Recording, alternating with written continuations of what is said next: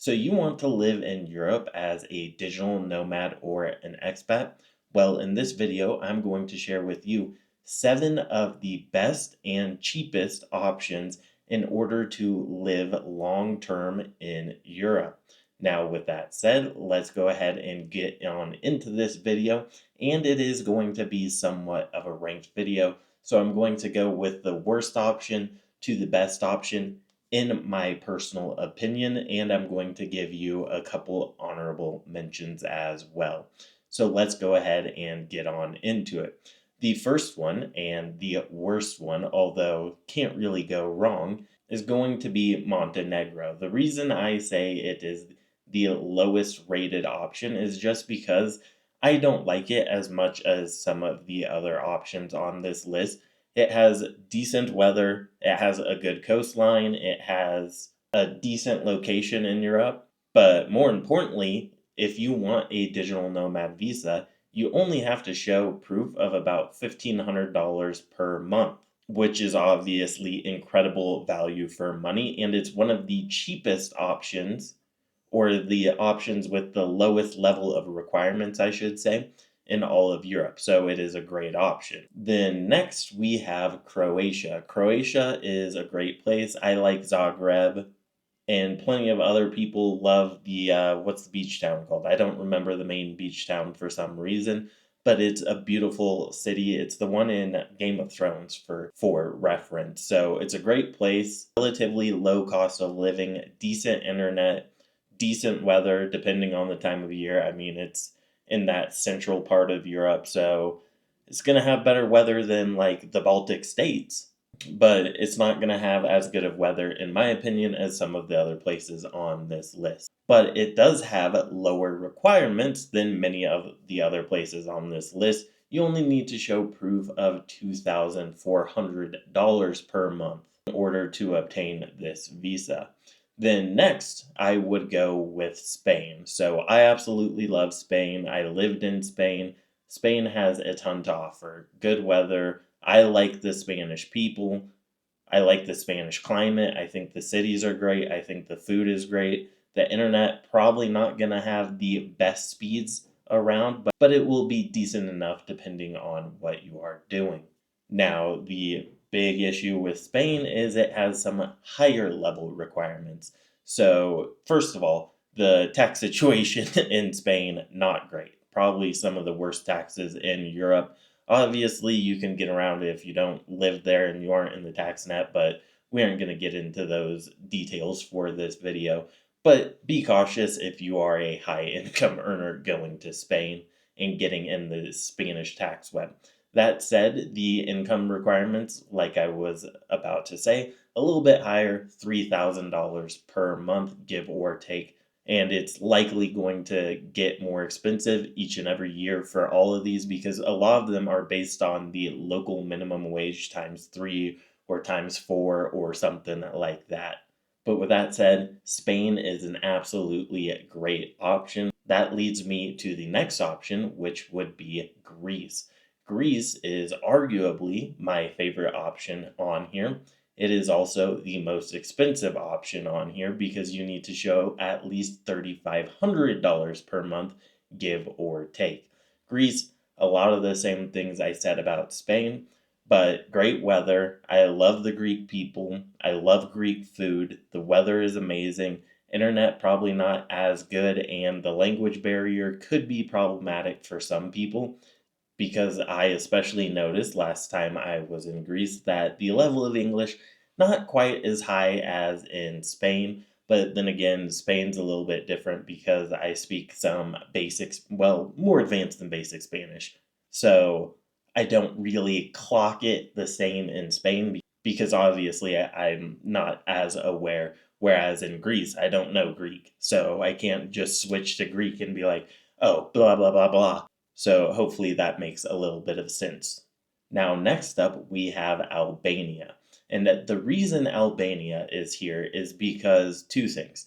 It has the lowest requirements, and if you're a US citizen, you can stay in Albania for up to a year without any sort of nomad visa or long stay visa or anything like that. And I think Albania is great value for your money. It's going to be really similar about what I said to Greece, but it has better value for your money and it's really up and coming. Albania is actually really safe as well. Good weather, good food, some of the friendliest people I've ever met in the entire world. The infrastructure isn't going to be super great, but the internet was decent enough for me, and I'm uploading videos that are 150 gigabytes, and it was taking like an hour or something off the top of my head. So, relatively decent internet speeds. But if you're not American, or maybe you're an American, but you want to get into what they call the unique permit, I believe, or the unique visa, it's something like that. You need to show approximately $10,000 in income for each person that you want on that visa. But they also have a requirement where you only have to show like $350 earned per month. So I'm not sure how that really goes hand in hand. I've never done this because obviously as an American I can just go for a year. But generally the requirements are approximately 350 US dollars earned per month and $10,000 per year per person you want on that visa. Now we are going to get into some of the honorable mentions. I will start off with Portugal. Once again, it's going to have some higher income requirements. And frankly, I just think Spain has a little bit more to offer than Portugal. The thing with Portugal is, depending on the residency program and things of that nature, although they changed it, you used to be able to get massive tax breaks.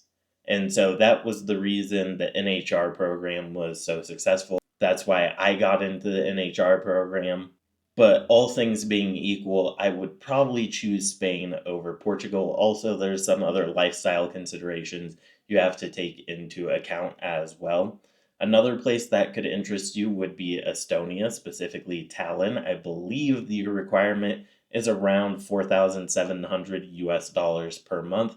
Do not quote me on that. And so that is a little bit higher on the spectrum.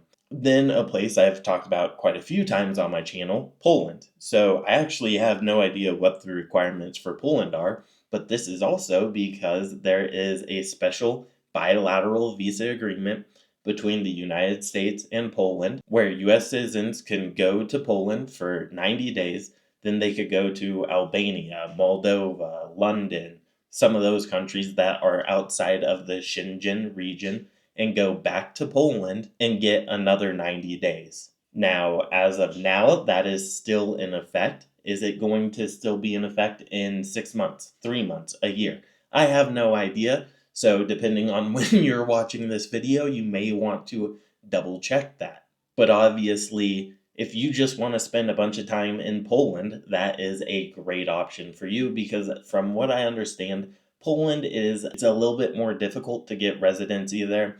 And let's just say the government is not super efficient on the speeds of actually releasing these, from what I have heard. So that's why Poland gets a special mention. Another place that gets a special mention would be Finland.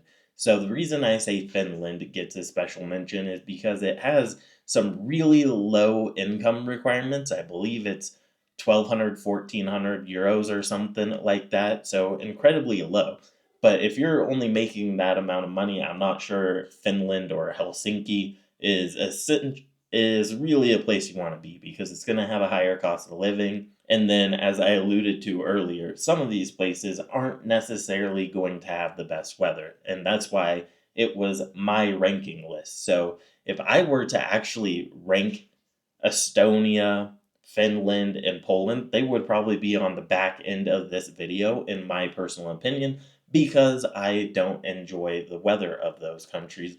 Whereas Albania, Greece, Spain, Croatia, Montenegro, better climate for me. If that's not as massive of a consideration for you, then obviously you could be more interested in some of those other places because some of those other places are going to be more developed and probably will have a higher quality of life. Certainly, a place like Warsaw has a higher quality of life on average than a place like Albania, but then you have that weather trade off that I was alluding to. But you could do something like 6 months in Albania or 9 months in Albania and then go to Poland for 3 months, or 9 months in some of these other places and then Estonia for 3 months.